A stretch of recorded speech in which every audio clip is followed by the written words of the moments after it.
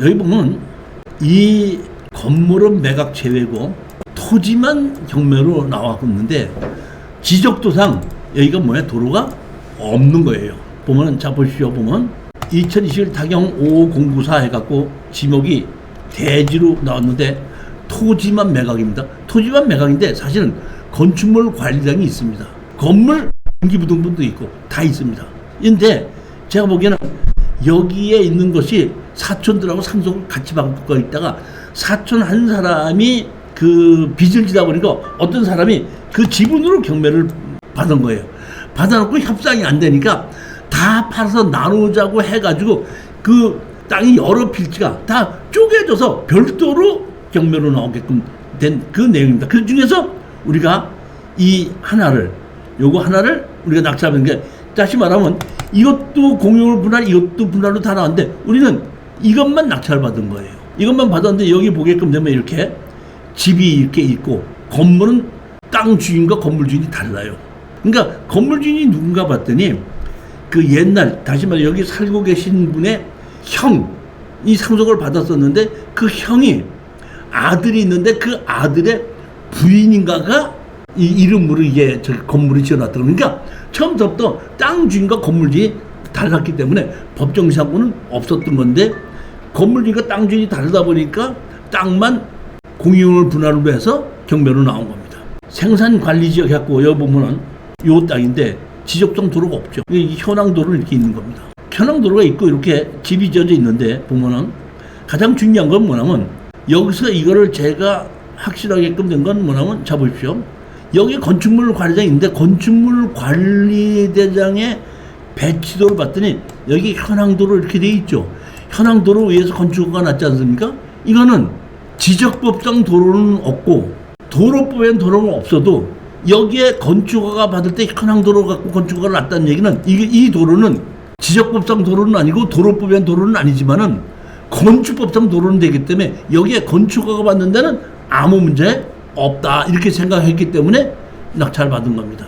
문제는 이렇게 해서 건물 철거하고 나가라고 소장을 냈는데 이거 보면 제가 신권에 들어갔거든요. 5,500원 신권했는데 여기 보면 진천군 백곡면에 보면 199평인데 여기가 제가 알고 있기로는 한 60만 원 정도가 넘어가는 땅이에요.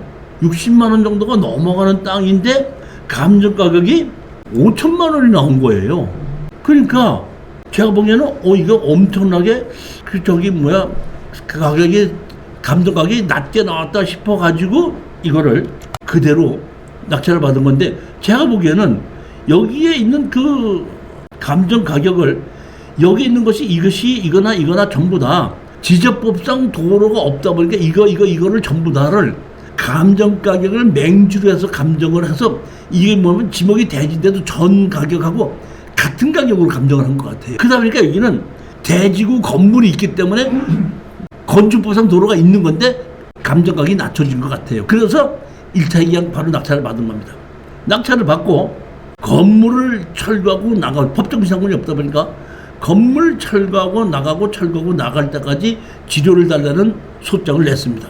소장을 냈는데 바로 상대편에서는 변호사가 선임이 됐더라고요. 봤더니 거기에 이제 조카 외에 친구가 변호사더구만. 그러다 보니까 친구한테 얘기해서 그 친구가 변호사를 선임을 해줬는데 건물이 등기부등본이 있고 건축물 관리장이 있기 때문에 이 사람이 생각하기에는 이거는 보면은 민법에 의해서 땅 주인과 건물 주인이 정식으로 임대 계약서를 쓰고 매월 임대를 해줬던 것이 인정이 되면 건물의 매수 청구권이 있어요. 그러다 보니까 건축물 관리장이 있기 때문에 이 상대편에서 변호사는 자신이 있었던 거예요. 이걸 얼마든지 이길 수 있다. 그랬는데 이렇게 소장을 내자마자 바로 조정 날짜가 잡혔습니다. 조정하는 데 갔는데 먼저 저한테다가 그 상대편이 나는 누가 오는지 모르겠죠. 먼저 가서 한 20분 전에 오다 보니까 그 조정위원회 이렇게 있다가 어떻게 되십니까? 해서 내가 땅 주인입니다. 그랬더니 그 아직 상대편은 안 왔는데 한번 물어보겠습니다. 어떻게 하실 예정입니까? 그러더라고요. 그래서 제가 건물 주인이 땅을 사겠다 그러면 땅을 내가 팔 거고 건물을 팔겠다 그러면 제가 건물을 사겠습니다.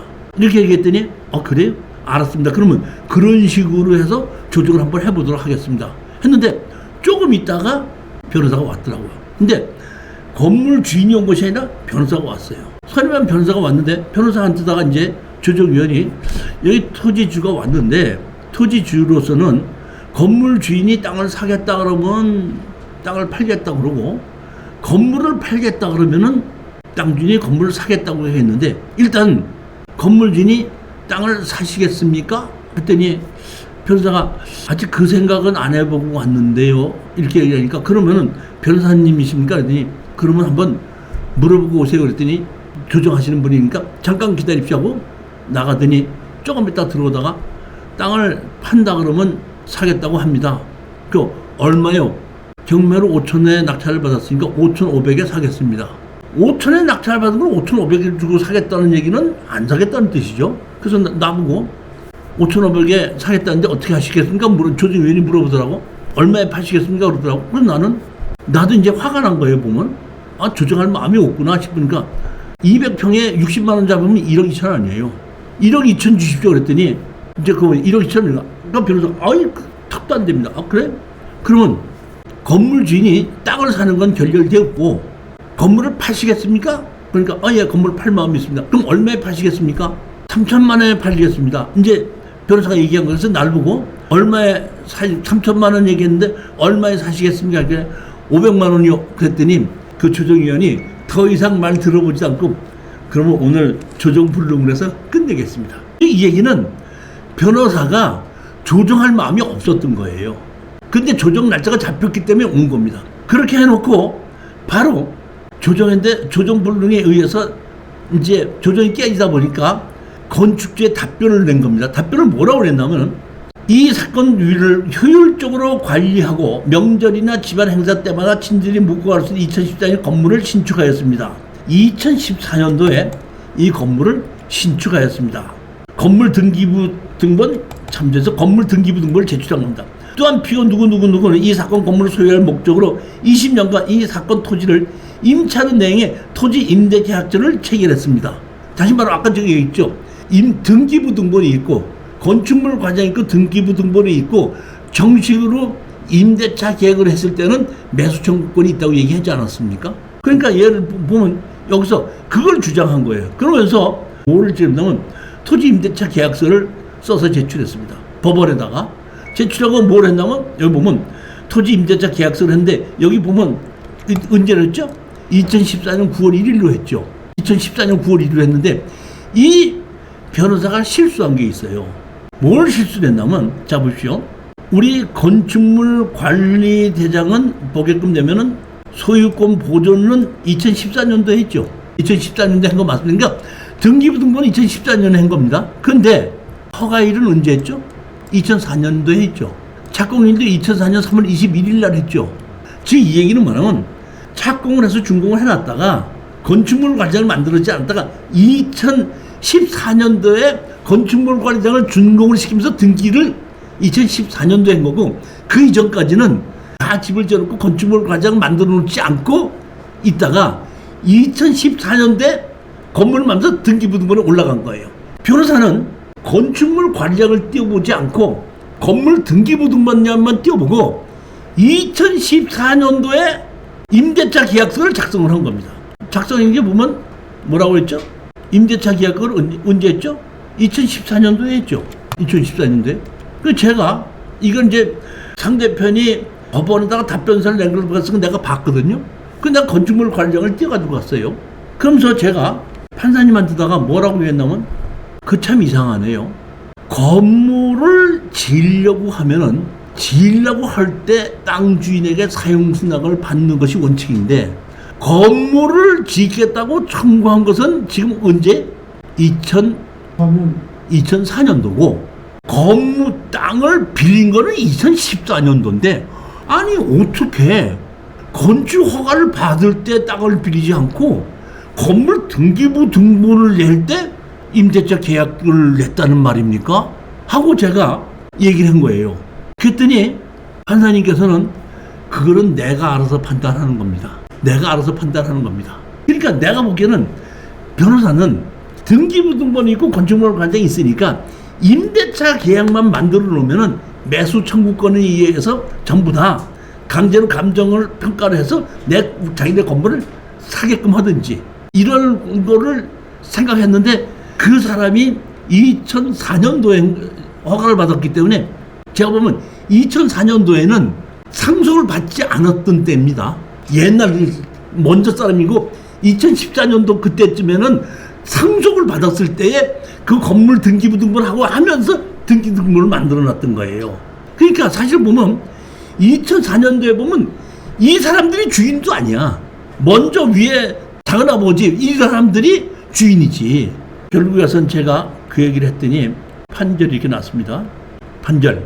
단층 주택 95.8제곱미터를 철거하고 위 토지를 인도하라. 인도할 때까지 121만 원을 주고 그럼 우리 판결을 할 때까지 쓰고 있던 거 지조를 주고 완료일까지 17만 3천의 돈을 철거해라 뭐라 하고 다 판결이 나다 보니까 제가 판결을 받고 갔었죠.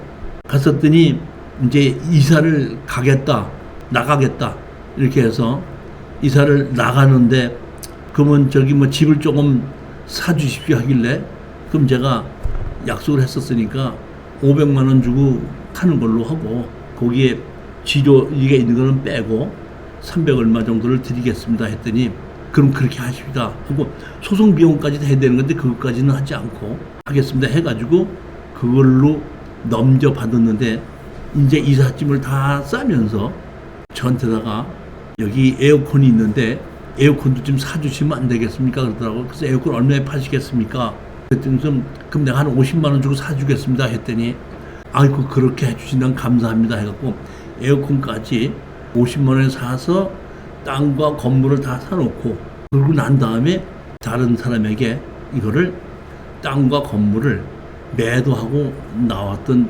사례입니다. 이게 매도할 때에 그 앞에 그 도로 주인이라는 사람이 우리가 이거를 낙찰을 받고 매도한다는 거 알고 입구에다가 간판을 써붙였어. 뭐라 하냐면 이것은 도로가 아닙니다. 이것은 도로가 아니고 개인 토지입니다 하고 간판을 써붙여갖고 몇 번 팔으려고 했다가 그거를 아는 사람들은 이제 사지 않으려고 하다가 가격을 내가 조금 깎아주고 건축허가상에 저렇게 그 건축법상 도로 인정한다는 그거를 첨부해서 공인중개사한테 주고 그거를 이해한 사람이 시가보다 좀 싸게 주니까 그렇다면 내가 사겠습니다 해가지고 매도하고 나왔던 사례입니다.